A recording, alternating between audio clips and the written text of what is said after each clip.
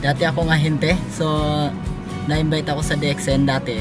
Sabi ko ng kakilala ko, so pinakita niya sa akin yung kape ng DXN. Sabi niya, yayaman daw kami. So sabi nga, ako nang di ako mahilig magkape.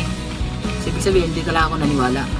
So tapos lumipas yung buwan, binalikan ako ng tao na yon.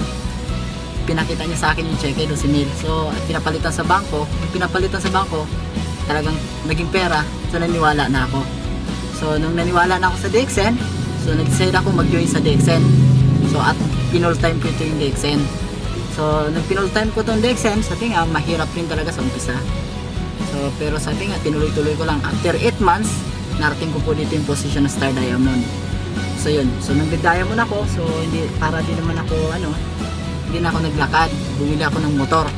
Nung bumili ako ng motor, may mga tao pa rin talagang kala ko ba payaman ka, bakit may motor lang binili mo. Yun, so tuloy-tuloy lang ako sa DXN. Talagang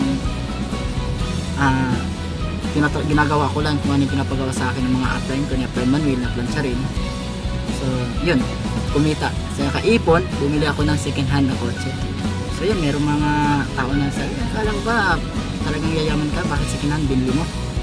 So yun, so then yun, nag-inspire sa akin si Upline Mark kasi sabi niya sa akin, so kaya mo naman bumili ng brand new car mo malaki na makikita mo. So yun, sabi ko, medyo nagdadalawang isip po ako, pero nung makita ko na talagang napakaganda pala i-drive pag bago kumpara sa luma, hindi ka titira. So yun, so ito nga, ngayon may brand new car na ako. So sabi nga, masaya ako kasi una-una may time freedom ako, financial freedom, at maganda dito, meron ako brand new na sasakyan na kung saan safe na safe ako at mabango yung simoy ng aircon.